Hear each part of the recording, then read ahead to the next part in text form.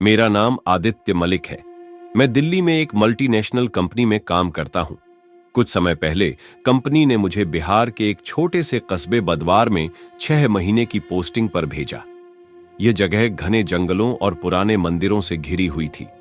पहले तो मुझे यहां सब कुछ सामान्य लगा, लेकिन जल्द ही मुझे महसूस हुआ कि इस गांव के लोगों में एक अजीब सा डर था। वे रात के समय बाहर निकलने से बचते थे। वे किसी खास घर की तरफ देखने से भी कतराते थे। मुझे यह सब अंधविश्वास लगा। मैं हमेशा से एक प्रैक्टिकल सोच वाला इंसान रहा हूं, जो साइंस में विश्वास करता है। लेकिन जो कुछ आगे हुआ, उसने मेरी सोच को हमेशा के लिए बदल दिया। गांव में रहते हुए मेरी मुलाकात मृणाल नाम की एक लड़की से हुई। वह बेहद सुंदर थी। बड़ी काली आंखें, लंबे घने बाल और एक रहस्यमयी मुस्कान। मुझे उसकी बातों में एक अजीब सा आकर्षण महसूस होता था। मैं उससे अक्सर शाम के समय गांव के पुराने कुएं के पास मिलता था। उसकी बातें सुनकर ऐसा लगता था जैसे मैं किसी सपने में हूं। उसकी आंखों में एक अलग ही चमक थी, जिसे देखकर मैं खुद को रोक नहीं पाता था। एक दिन उसने मुझसे कहा, आदित्य, क्या तुम्हें कभी ऐसा महसूस हुआ है कि तुम्हारी जिंदगी तुम्हारे नियंत्रण में नहीं है? मैंने हंसकर जवाब दिया, नहीं, मेरी जिंदगी मेरे हाथ में है। उसने धीमे से मुस्कुराते हुए कहा, यहाँ के लोग ऐसा नहीं मानते। वे कहते हैं बदवार गांव की कुछ लड़कियां खास होती हैं। उस समय मैं उसकी बात का मतलब नहीं समझ पाया। कुछ दिनों बाद गांव के एक बुजुर्ग पंडित हरिदेव मेरे पास आए।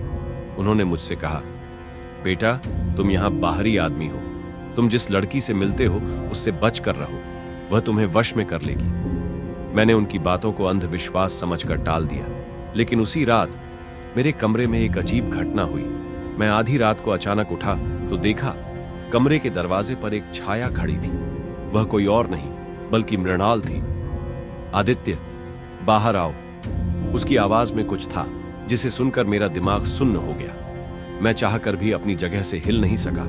मुझे अचानक महसूस हुआ कि मेरी सांसें भारी हो रही हैं, जैसे कोई मुझे अपनी ओर खींच रहा हो। तभी दरवाजे पर जोर की दस्तक हुई। आदित्य, दरवाजा मत खोलना। यह आवाज पंडित हरिदेव की थी। उन्होंने कुछ मंत्र पढ़े और अचानक मुझे लगा जैसे कोई मेरा गला घोंट रहा था। जब मैंने आंखें खोली तो मृणाल गायब थी। अगली सुबह मैं सीधा पंडित जी के पास गया। उन्होंने मुझे बताया, मृणाल कोई सामान्य लड़की नहीं है। वह इस गांव के पुराने तांत्रिक परिवार से आती है। यह परिवार पीढ़ियों से वशीकरण की विद्या में माहिर रहा है। उन्होंने बताया कि पिछले 50 सालों में इस गांव में जो भी बाहरी आदमी आया, वह या तो गायब हो गया या पागल हो गया। जो भी मृणाल से जुड़ता है वह उसके वशीकरण में चला जाता है। यह सुनकर मेरा पूरा शरीर ठंडा पड़ गया। लेकिन मैंने खुद को समझाया कि यह सब सिर्फ मन का भ्रम है। अगले कुछ दिनों तक मैं किसी से ज्यादा बात नहीं कर रहा था। लेकिन अंदर ही अंदर मुझे महसूस हो रहा था कि मैं मृणाल के बारे में सोचने पर मजबूर हो गया हूं। मुझे उसकी यादें हर समय बेचैन करने लगीं। और फिर वो रात आई। उस दिन मुझे अचानक नींद नहीं आ रही थी। आधी रात को अचानक कमरे की लाइट जल बुझने लगी।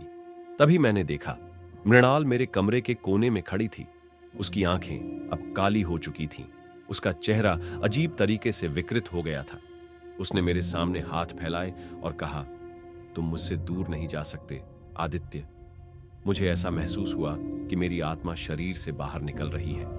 मैं पूरी तरह से उसके वशीकरण में जा चुका था। मैं चीख नहीं सकता था, हिल भी नहीं सकता था। लेकिन अचानक मुझे पंडित हरिदेव की दी हुई ताबीज याद आई। मैंने जैसे ही उसे पकड़ा, एक भयानक चीख गूंजी और मृणाल हवा में उड़ती चली गई। अगली सुबह मैंने गांव छोड़ दिया। कुछ हफ्तों बाद मैंने गांव के एक दोस्त से पूछा, मृणाल कहाँ है? उसने कहा, कौन मृणाल? इस गांव में ऐसी कोई लड़की नहीं थी। यह सुनकर मेरी रीढ़ में ठंडक दौड़ गई। क्या मैंने जो अनुभव किया वह सच था, या वह सब सिर्फ मेरी कल्पना थी? लेकिन आज भी जब मैं अकेला होता हूं तो कभी कभी मुझे वही पुरानी आवाज सुनाई देती है, तुम मुझसे दूर नहीं जा सकते आदित्य। अगर आपको यह कहानी डरावनी लगी तो कमेंट करें और अपनी राय बताएं। ऐसी और कहानियों के लिए चैनल दार की दस्तक को सब्सक्राइब करें। बेल आइकन दबाना ना भूलें ताकि आपको हर नई कहानी का नोटिफिकेशन मिले।